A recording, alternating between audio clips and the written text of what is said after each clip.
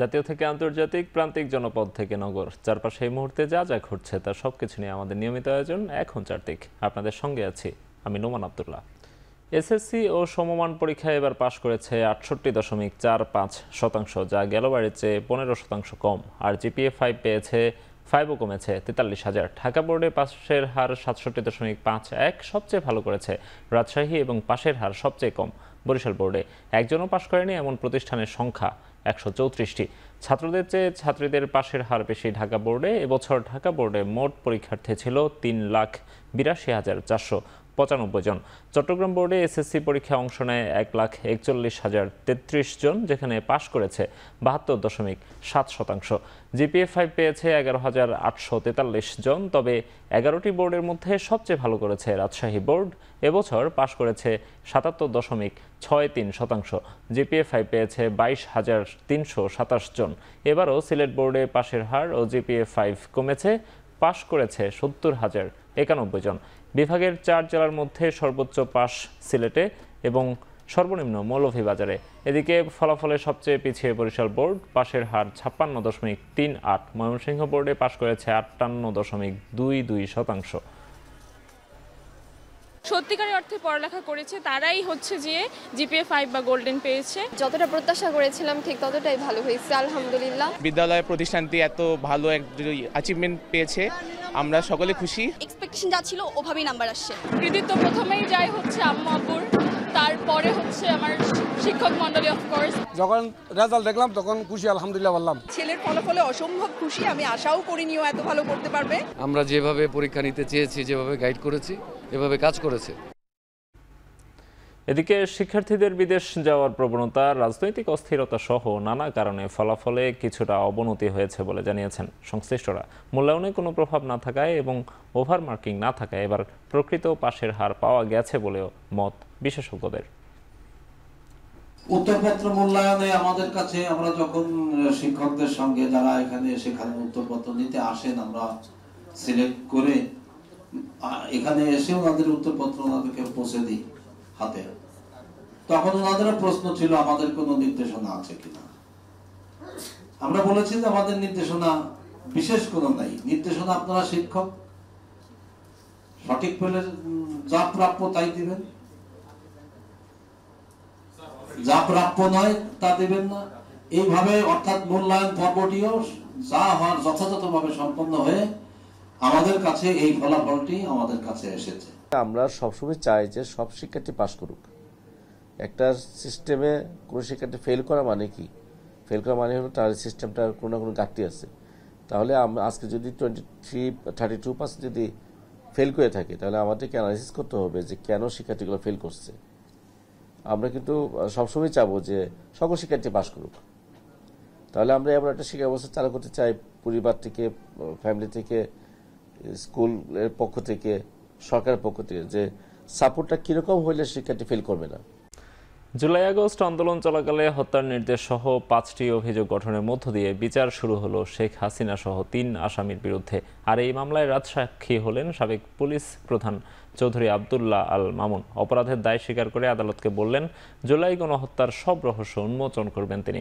বৃহস্পতিবার বিচারপতি গোলাম মর্তুজা মজুমদারের নেতৃত্বে 3 সদস্যের ট্রাইব্যুনালে এই বিচার কাজ শুরু হয়।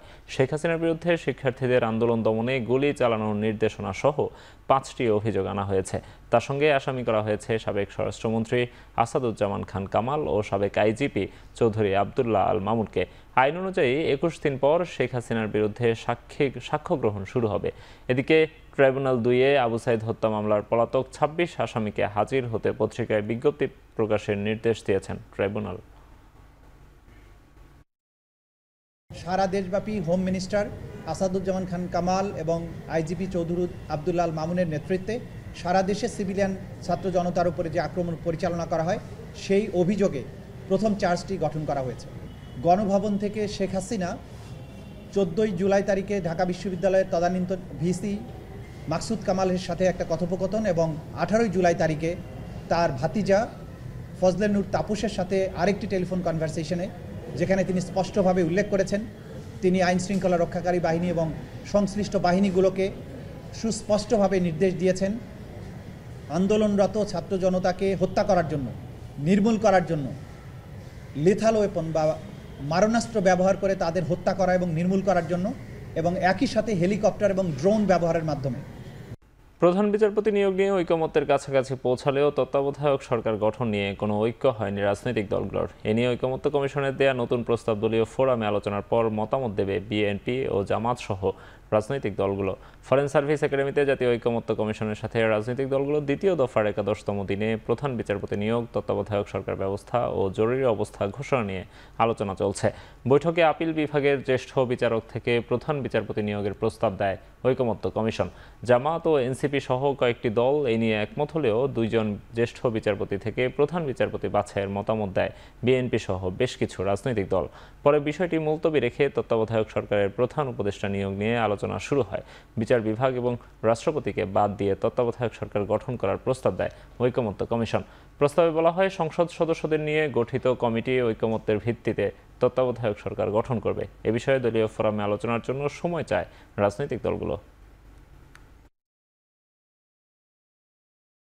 আমরা আলোচনায় বেশ কিছু ক্ষেত্রে ঐকমত্যে পৌঁছেছি, অনেক ক্ষেত্রে কাছাকাছিও আসছি।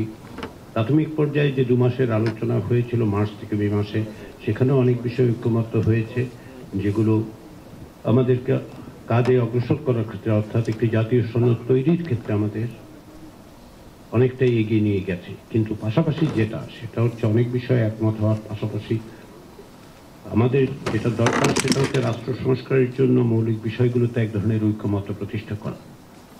কারণ আমাদের সকলের, এখানে আমরা যারা উপস্থিত আছি, আমাদের সকলেরই লক্ষ্য এবং উদ্দেশ্য এক, এবং সেগুলো অর্জন করার চেষ্টা করাটাই হচ্ছে আমাদের সকলের আন্তরিক প্রচেষ্টা। বাংলাদেশে জাতিসংঘের মানবাধিকার বিষয়ক হাই কমিশনারের কার্যালয়ের মিশন স্থাপন সংক্রান্ত সমঝোতা স্মারকের খসড়ায় চূড়ান্ত অনুমোদন দিয়েছে উপদেষ্টা পরিষদ। সকালে রাজধানীর তেজগাঁওয়ে প্রধান উপদেষ্টার কার্যালয়ে উপদেষ্টা পরিষদের বৈঠকে এই অনুমোদন দেওয়া হয়। বৈঠকে সভাপতিত্ব করেন অন্তর্বর্তী সরকারের প্রধান উপদেষ্টা ডক্টর মোহাম্মদ ইউনূস। বৈঠক শেষে মন্ত্রিপরিষদ বিভাগের এক সংবাদ বিজ্ঞপ্তিতে এই তথ্য জানানো হয়েছে। অন্যদিকে নির্যাতন এবং অন্যান্য নিষ্ঠুর, অমানবিক বা অবমাননাকর আচরণ বা শাস্তির বিরুদ্ধে কনভেনশনের ঐচ্ছিক প্রটোকলে বাংলাদেশের পক্ষভুক্ত হওয়ার প্রস্তাব অনুমোদন দেওয়া হয়েছে বলে জানিয়েছে মন্ত্রিপরিষদ বিভাগ। এছাড়া বৈঠকে অতিবৃষ্টির কারণে সম্প্রতি ফেনী ও নোয়াখালীতে বন্যা ও জলাবদ্ধতার বিষয়টি উপদেষ্টা পরিষদে আলোচনা হয়। সভায় সংশ্লিষ্ট উপদেষ্টারা বন্যা ও পরবর্তী গৃহীত ব্যবস্থা নিয়ে বক্তব্য দেন।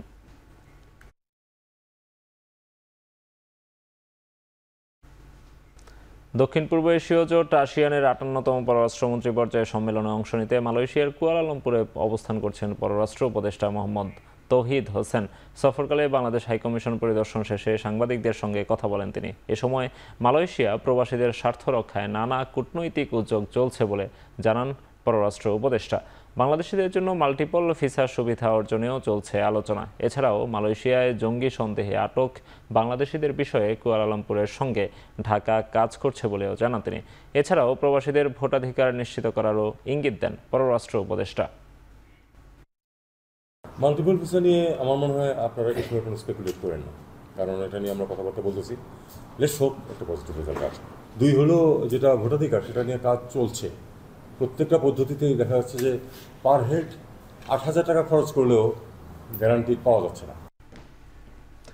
ডিসেম্বরের মধ্যে নির্বাচনের সব প্রস্তুতি নেওয়ার বিষয়ে প্রধান উপদেষ্টার নির্দেশনাকে ইতিবাচক হিসেবে দেখছেন বিএনপি মহাসচিব মির্জা ফখরুল ইসলাম আলমগীর। আর ইনক্লুসিভের নামে আওয়ামী লীগকে নির্বাচনের সুযোগ দেওয়ার একটি আন্তর্জাতিক চক্রান্ত চলছে বলে মন্তব্য করেছেন জামায়াতের সেক্রেটারি জেনারেল মিয়া গোলাম পরোয়ার।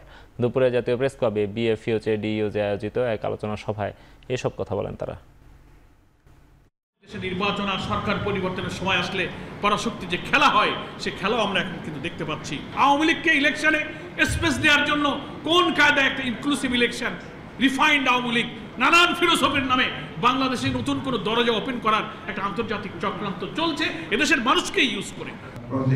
ধন্যবাদ দিতে চাই এই ফোরাম থেকে যে তিনি নির্দেশ দিয়েছেন ডিসেম্বরের মধ্যে নির্বাচনের সংখ্যা গুছিয়ে রাখার জন্য নির্বাচন কমিশনকে। এটা একটা অত্যন্ত ইতিবাচক ব্যাপার, and he deserves thanks for that. আমরা আশা করব যে নির্বাচন কমিশন এই কাজটা খুব দ্রুততার সঙ্গে শেষ করে তার নির্বাচনের একটা পরিবেশ তৈরি করবে। আমরা দাবি করছি যে এই নির্বাচনে যেন অবাধ, নিরপেক্ষ এবং সকলের কাছে গ্রহণযোগ্য হয়, সেই ধরনের একটা নির্বাচন যেন নির্বাচন কমিশন উপহার দিতে পারে এবং সেইভাবেই যেন কাজ করে। সরকার ৩ আগস্টের মধ্যে জুলাই ঘোষণাপত্র দিতে ব্যর্থ হলে সারা দেশের ছাত্র জনতাকে নিয়ে আবারও মাঠে নামার হুঁশিয়ারি দিয়েছেন এনসিপির আহ্বায়ক নাহিদ ইসলাম। বৃহস্পতিবার দুপুরে মাগুরায় পৌঁছায় এনসিপির জুলাই পদযাত্রার গাড়িবহর। মাগুরা সদরে পদযাত্রা করেন দলটির শীর্ষ নেতারা। এ সময় চলমান সংকট, বিচার সংস্কার ও নতুন সংবিধান প্রণয়নের দাবিতে এই কর্মসূচি বলে জানান দলটির আহ্বায়ক। বলেন, দুর্নীতি ও চাঁদাবাজ মুক্ত দেশ গড়তে সবাইকে একসাথে কাজ করতে হবে। নাহিদ ইসলাম বলেন, জুলাইকে সবার কাছে পৌঁছে দিতে চায় এনসিপি। পাশাপাশি এই কর্মসূচির মধ্য দিয়ে নির্বাচনের আগে কোন জেলায় কী সমস্যা সে সম্পর্কে ধারণা নিচ্ছেন দলটির নেতারা। মাগুরার পর নড়াইল হয়ে যশোরে কর্মসূচি পালন করবে এনসিপি। জুলাই ঘোষণাপত্র এবং জুলাই সনদের জন্য আমরা 5ই আগস্ট এই গণঅভ্যুত্থানের 1 বছর পূর্তি হবে। আমরা 3রা আগস্টের মধ্যেই সেটি কার্যকর দেখতে চাই এবং সরকার যদি 1 বছরের মধ্যেও এটি দিতে ব্যর্থ হয়, সকল রাজনৈতিক পক্ষ মিলে যদি ব্যর্থ হয়, তাহলে সারা দেশের ছাত্র জনতাকে নিয়ে আমরা আবারও মাঠে নামবো। বৃষ্টি অব্যাহত থাকায় ক্রমেই ফেনী ও নোয়াখালীর বন্যা পরিস্থিতির আরও অবনতি হচ্ছে। নদীর পানি কমলেও ফেনীর সব উপজেলায় ঢুকেছে বন্যার পানি। 3 দিনের ভারী বৃষ্টি ও উজানের ঢলে পরশুরামের 12টি ও ফুলগাজী উপজেলায় 8টি সহ বন্যা নিয়ন্ত্রণ বাঁধের মোট 20টি স্থান দিয়ে পানি ঢুকছে লোকালয়ে। এতে পানিবন্দী হয়ে পড়েছেন 150 গ্রামের অন্তত 1.5 লাখ মানুষ, যাদের অনেকেই যেতে শুরু করেছেন জেলার 139টি আশ্রয় কেন্দ্রে। এদিকে নোয়াখালীতেও বৃষ্টি অব্যাহত থাকায় বাড়ছে বানের পানি। এতে জলাবদ্ধতার কবলে পৌর এলাকা সহ 5 উপজেলার লাখো মানুষ। পাশাপাশি পানিতে ভাসছে নোয়াখালী সদর, সুবর্ণচর, কবিরহাট, কোম্পানিগঞ্জ ও বেগমগঞ্জ উপজেলার বিভিন্ন গ্রাম। ফসলি জমির পাশাপাশি তলিয়ে গেছে সড়ক ও ঘরবাড়ি। এদিকে মৌসুমী বায়ুর প্রভাব ও সাগরে লঘুচাপের কারণে রাজশাহী বিভাগ সহ দক্ষিণাঞ্চলে বিভিন্ন জেলায় শুক্রবারও বৃষ্টির আভাস দিয়েছে আবহাওয়া অফিস। ভোটের সময় সরকার ও নির্বাচন কমিশন যেভাবে নির্দেশ দিবে সেভাবেই বিজেপি দায়িত্ব পালন করতে প্রস্তুত বলে জানিয়েছেন বাহিনীর মহাপরিচালক মেজর জেনারেল মোহাম্মদ আশরাফুজ্জামান সিদ্দিকী। চট্টগ্রামের সাতকানিয়ায় বিজিবির 103তম রিক্রুট ব্যাচের প্রশিক্ষণ সমাপনী কুচকাওয়াজ অনুষ্ঠান শেষে সাংবাদিকদের একথা বলেন তিনি। এছাড়াও ভারতের পুশ ইন সম্পর্কে তিনি বলেন, বাংলাদেশি নাগরিক থাকলে তাদের নিয়মতান্ত্রিকভাবে ফেরত নেওয়া হবে। সীমান্তের নিরাপত্তা নিশ্চিত করার পরেই আমরা বাকি জনবলগুলো যেন প্রয়োজনে আমরা ইলেকশন চলাকালীন সুষ্ঠু, সুন্দর, ফেয়ার ইলেকশনের জন্য যেটা করা দরকার সেই সাপোর্টটুকু আমরা সরকারকে দিতে পারি। পুশব্যাক বা পুশিন আপনারা যেটাই বলেন, এটা প্রতিনিয়ত হচ্ছে। মাঝে মাঝে 2-1 দিন হয়তো বন্ধ থাকছে, বাট চূড়ান্তভাবে পুরো প্রক্রিয়াটি বন্ধ হয়নি। এই বিষয়ে আমরা আমাদের পক্ষ থেকে বিএসএফের কাছে করার প্রতিবাদ সবসময় দিচ্ছি। টানা বর্ষণে সৃষ্ট বন্যা ও জলাবদ্ধতায় কক্সবাজারের টেকনাফ উপজেলার শাহপরীর দ্বীপের জালিয়াপাড়ার পানিবন্দী মানুষের পাশে দাঁড়িয়েছে র্যাব। দুপুরে র্যাব 15-এর পক্ষ থেকে প্রায় 100 পরিবারের মাঝে ত্রাণ সামগ্রী বিতরণ করা হয়। চাল, ডাল, তেল, বিস্কুট, চিনি ও আটা সহ 14টি প্রয়োজনীয় পণ্য ছিল এই ত্রাণের তালিকায়। ত্রাণ পেয়ে খুশি জালিয়াপাড়ার মানুষ। তারা জানায়, এমন সহযোগিতা দুর্দিনে কিছুটা হলেও স্বস্তি দিয়েছে। টানা বৃষ্টির ফলে টেকনাফের টেকনাফ সদর পৌরসভা, সাব্রাং, সেন্ট মার্টিন ও ওয়াইক্যাং ইউনিয়নে জলাবদ্ধতা দেখা দেয়। তবে গতকাল রাত থেকে বৃষ্টি কমায় অধিকাংশ এলাকার পানি নেমে গেছে। তবে এখনও জালিয়াপাড়ার পানিবন্দী প্রায় 60 থেকে 70টি পরিবার। এদের পাশে আরও সহায়তা নিয়ে দাঁড়ানোর দাবি স্থানীয়দের। আর মানবিক সহায়তার এই উদ্যোগ চলমান থাকবে বলে জানিয়েছে র্যাব। দৈনিক প্রথম আলো পত্রিকায় প্রকাশিত ঈদ শুভেচ্ছা কার্টুনে ঈদ মোবারক লেখার পাশে কুকুরের ছবি ব্যবহার করায় ধর্মীয় অনুভূতিতে আঘাতের অভিযোগে মামলা করেছেন নজরুল ইসলাম নামের হেফাজতে ইসলামীর এক নেতা। পত্রিকাটি সহ আসামি করা হয়েছে দৈনিক প্রথম আলোর সম্পাদক, প্রকাশক ও গ্রাফিক্স ডিজাইনারের বিরুদ্ধে। বৃহস্পতিবার ঢাকার মেট্রোপলিটন ম্যাজিস্ট্রেট মোহাম্মদ সাইফুজ্জামানের আদালত মামলাটি গ্রহণ করেন। একই সঙ্গে অভিযোগ তদন্ত করে অপরাধ তদন্ত বিভাগ সিআইডিকে প্রতিবেদন দাখিলের নির্দেশ দেন। এর আগে গেল 28 এপ্রিল নজরুল ইসলাম বাদী হয়ে এই মামলার আবেদন করেন। মামলায় অভিযোগ করা হয়েছে, গেল 30 মার্চ প্রথম আলো পত্রিকার প্রথম পাতার 2য়, 3য় এবং 4র্থ কলামের হেডলাইনে ঈদ মোবারক নামক একটি ব্যঙ্গাত্মক কার্টুন প্রকাশ করে, যা কুকুরের ছবি সংবলিত। ওই ব্যঙ্গাত্মক কার্টুনের মাধ্যমে ইসলাম ধর্মের পবিত্র উৎসবকে অবমাননা করা হয়েছে। দেশের বাইরের খবর, আরও 8টি দেশের পণ্যের উপর নতুন করে শুল্ক আরোপ করলেন মার্কিন প্রেসিডেন্ট ডোনাল্ড ট্রাম্প। বুধবার সামাজিক যোগাযোগ মাধ্যম ট্রুথ সোশ্যালে তিনি এই ঘোষণা দেন। আগামী 1 আগস্ট থেকে এটি কার্যকর হবে। নতুন করে শুল্ক আরোপ করা দেশগুলো হলো Sri Lanka, Iraq, Libya, Algeria, Brunei, Moldova এবং ফিলিপিন্স। এর মধ্যে শ্রীলঙ্কা, ইরাক, আলজেরিয়া ও লিবিয়ার পণ্যের উপর 30%, ব্রুনেই ও মলদোভার পণ্যের উপর 25% এবং ফিলিপিন্সের পণ্যের উপর 20% শুল্ক আরোপ করেছেন ট্রাম্প। এ নিয়ে এই সপ্তাহে বাংলাদেশ সহ 20টি দেশের উপর নতুন করে শুল্ক আরোপের ঘোষণা দিলেন ট্রাম্প। শেষ করছে এখন চারদিক। এখন টেলিভিশন ওয়েবসাইটে দেখতে ভিজিট করুন www.ekhon.tv। এছাড়া ফেসবুকে দেখুন facebook.com/tv.ekhon, ইউটিউবে এখন টেলিভিশন দেখুন youtube.com/c/ekhon tv।